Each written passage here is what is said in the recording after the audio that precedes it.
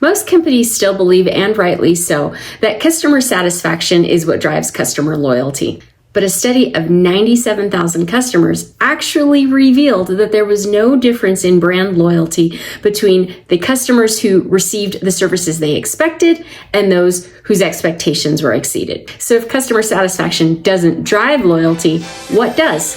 Well, stay tuned to find out. This is the show for companies that want to master marketing and become the go-to brand that customers trust and buy from. I'm your host, Ali Garbero, founder of Right Brand Marketing. So let's get to the heart of it. If among 97,000 customers who were surveyed, there was really no difference in brand loyalty between the customers whose expectations were met and those who were exceeded, then what really drives brand loyalty? Well, here it is. It's reducing customer friction.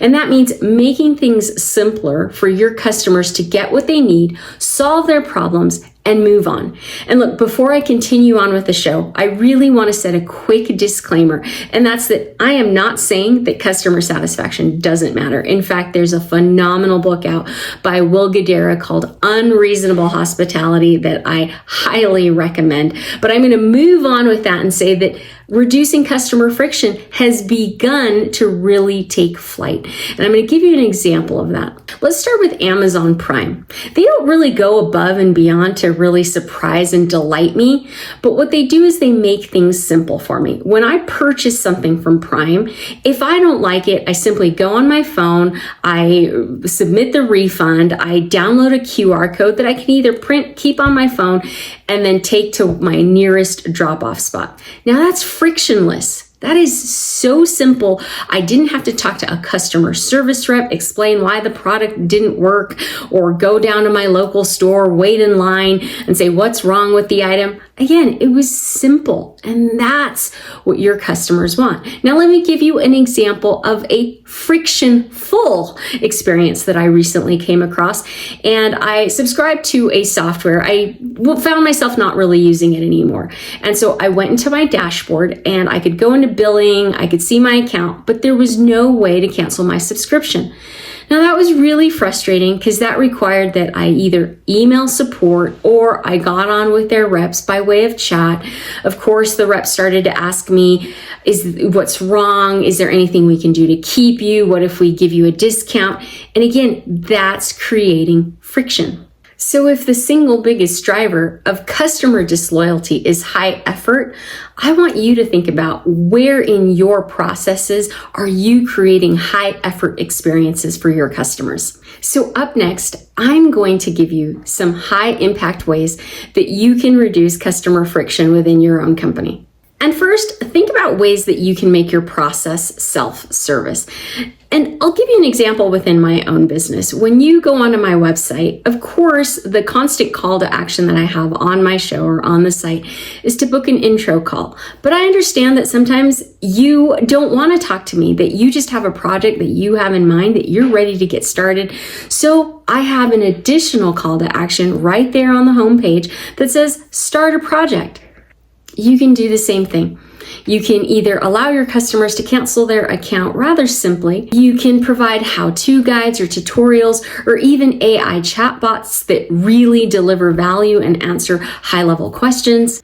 And ultimately, just let customers do what they came to do without forcing them to email you or talk to someone. Number 2, be transparent about your policies. Nobody has the time or effort to read the fine print. I had a horrible experience with a company where I ordered some wallpaper, and it was my first time using their site. I thought I read through everything. Apparently, I did not. I called to cancel the order within 48 hours. Only to find out, sorry, too bad, no refunds. It was there in the fine print that said you only have 24 hours. And it was a really horrible experience for me because I tried to get a hold of the company right away. Instead, they made the fine print really difficult to see. And clearly, I won't ever do business with this company again. I'm not blaming them. Of course, ultimately, it is our responsibility to read the fine print. But how many of us do? So if you can make your fine print as clear as possible, as large as possible, with words like cancel anytime in big, bold font, or 14-day money back guarantee. Another example is Pause services anytime. Again, what words like that are going to do is they're also going to help you avoid any of those objections that might make customers fearful of actually doing business with you. Next up, eliminate repetition. People don't love having to repeat themselves. So if someone's already explained the issue via email, don't require them to do so when they call you. Use your CRM or help desk tools to really track previous communications, any interactions, as well as notes. Number 4, which I believe is truly powerful, is don't add friction to exits. If a customer is ready to cancel, make it simple. I'll give you an example of an app that I have used for probably at least a decade, and it's a fitness app that I use. I'm just going to call them out. It's called Street Parking. What I love about them is I go into their app and I can start my fitness program with them again. I can pause it anytime. They make it really simple to leave and come back because let's be honest, right? Sometimes your fitness regimen is going to change. Sometimes the program is going to work for me. Other times, maybe I'm going to take a pause and I'm going to focus on a different style of workout. And what I have loved about this program is, again, how easy they make it to simply within the app unsubscribe or to resubscribe. So make it that simple. Don't make it awkward. And how you might communicate that in your customer communications are things like get a full refund within 24 hours. And I think a few airlines do that, right? Many of us are hesitant to actually book a flight. And I think I was recently booking a flight to Florida somewhere. And, the verbiage was very clear. Hey, it's okay. If within 24 hours you change your mind, you can cancel anytime and you will get a full refund. Now, anytime within those 24 hours, obviously. But that sets my mind at ease that, great, I can book this, and if I change my mind, okay. And finally, communicate what you've removed. And I think Southwest Airlines does a really great job of doing this.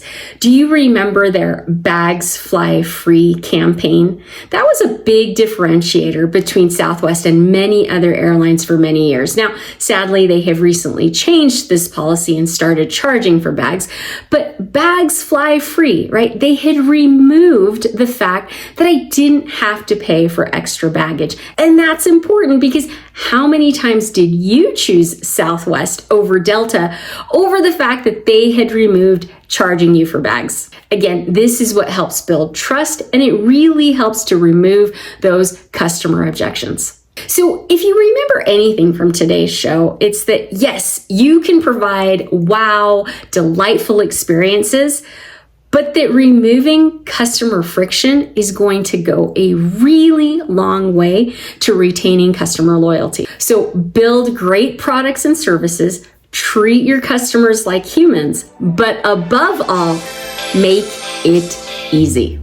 If you find yourself in a place where you're needing a little bit of help communicating clear, frictionless experiences for your customers, go ahead and either set up some time to chat with me at rightbrandmarketing.com or start a project.